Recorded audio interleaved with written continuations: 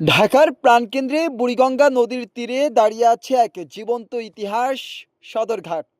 শত বছরেরও বেশি সময় ধরে এই ঘাট শুধু একটি নৌবন্দর নয়, বরং হাজারো মানুষের জীবন, সংগ্রাম, স্মৃতি আর আবেগের নীরব সাক্ষী।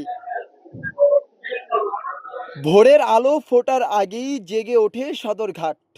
দক্ষিণাঞ্চল থেকে লঞ্চে আসা যাত্রীদের ভিড়, মাথায় মালামাল নিয়ে ছুটে চলা কুলি, চায়ের দোকানের ধোঁয়া আর হকারদের হাঁক ডাকে যেন নতুন প্রাণ ফিরে পায় পুরো এলাকা।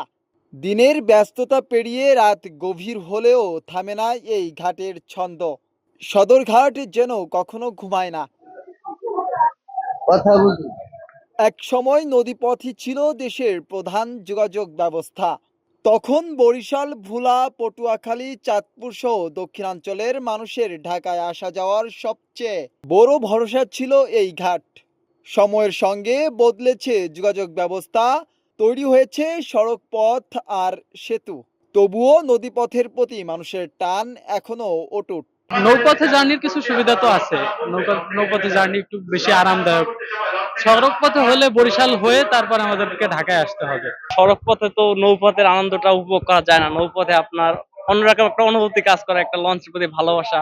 সরকার যতই সড়ক পথ করুক না কেন, এই নৌপথ থাকবে, এই নৌপথ থাকবে। ভ্রমণকারীরা বলছেন লঞ্চ যাত্রার মধ্যে আছে এক অন্যরকম আবেগ। নদীর বুক চিরে চলার অভিজ্ঞতা যেমন রোমাঞ্চকর, তেমনি আরামদায়কও।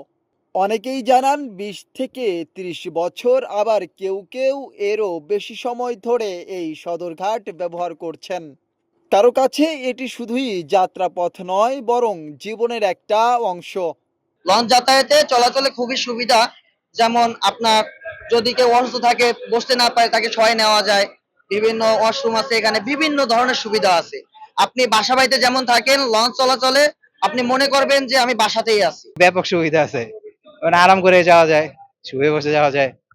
তারপর টয়লেটের ব্যবস্থা আছে, যেটা মানে বাসে গেলে এটা পাবো না। ব্যাপক সুবিধা আছে। যাত্রীরা আরও বলছেন, আগের তুলনায় এখন লঞ্চ যাত্রা অনেক স্বস্তিদায়ক। হকারের উৎপাত কমেছে, বাড়তি ঝামেলাও নেই, বরং যাত্রী সেবায় এসেছে নানা পরিবর্তন ও সুবিধা। আগের চেয়ে অনেক ভালো। আগে তো যাই ঝামেলা ছিল, এই যে ইয়েরা ডিস্টার্ব করতো হকাররা, এখন হকার মুক্ত। তারপরে এই ঘাট মালিক ইজারাদার যে তার শৃঙ্খলা ভালো, তার লোকজন ভালোভাবে নিয়ন্ত্রণ করে। 10 বছর আগে তো এত উন্নত ছিল না, এখন মোটামুটি উন্নত হয়েছে। সদরঘাট আগে ছিল অনেক উন্নত হয়েছে। হকাররা কোনো সমস্যা করে না, ওরা গরিব মানুষ, ওরা ওদের পেটের দায়, ওরা কিছু বিক্রি করতেছে, আমরা কিনতেছি, একটু সস্তায় কিনতেছি। প্যাডের দায়ে আসতে হয় এই জায়গায়, নাইলে কি আসবো কেউ? প্যাডের দায়ে তো সবাই আসে এই জায়গায়। সদরঘাট ঘিরে গড়ে উঠেছে হাজারো মানুষের জীবিকা। কেউ কুলি, কেউ মাঝি, কেউ দোকানি, কেউ আবার লঞ্চের স্টাফ। এই ঘাটই তাদের সংসারের একমাত্র ভরসা। প্রতিদিনের ব্যস্ততার ভেতর দিয়েই চলে তাদের বেঁচে থাকার লড়াই। তবে জীবনের এই চিরচেনা ঘাট এখন সংকটের মুখেও দাঁড়িয়ে। নদী দূষণ, দখল, অব্যবস্থাপনা আর যাত্রী কমে যাওয়ায় অনেকটা ধুঁকছে লঞ্চ ব্যবসা। লঞ্চ স্টাফরা জানান, পদ্মা সেতু চালুর পর যাত্রী অনেক কমে গেছে।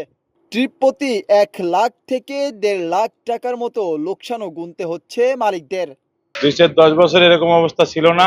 এবার অনেক অবস্থা খারাপ, মালিকরা লঞ্চ চালাইতে পারতেছে না। ট্রিপ করলে 1 লাখ 2 লাখ টাকার উপরে লোকসান। তেলের দাম বেশি, আপনার 10 টাকা 20 টাকা বেশি দিলে কমবো না? কোম্পানিও বাঁচবে, লঞ্চও বাঁচবে, স্টাফও বাঁচবে। পদ্মা সেতু হওয়ার পরে তেমন চাপ নাই, নাই করে চলে। যেমন এই দেখেন বই বৈশাখীতে কোনো লোকজন নাই, কোনো কিছু নাই। বর্তমানে লঞ্চের ব্যবসা খারাপ।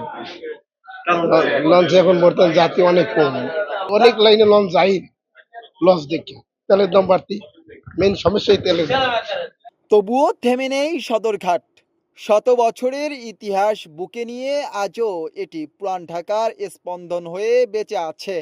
নদীমাতৃক বাংলাদেশের ঐতিহ্য, মানুষের জীবন সংগ্রাম আর স্মৃতির এক জীবন্ত প্রতিচ্ছবি হয়ে প্রতিদিন নতুন নতুন গল্প লিখছে সদরঘাট। শত বছরের পথ পেরিয়ে আজও সদরঘাট শুধু একটি ঘাট নয়, এটি পুরান ঢাকার স্পন্দন নদীমাতৃক বাংলাদেশের এক জীবন্ত প্রতিচ্ছবি। Fazal Faisal, hello Bangla news, Dhaka.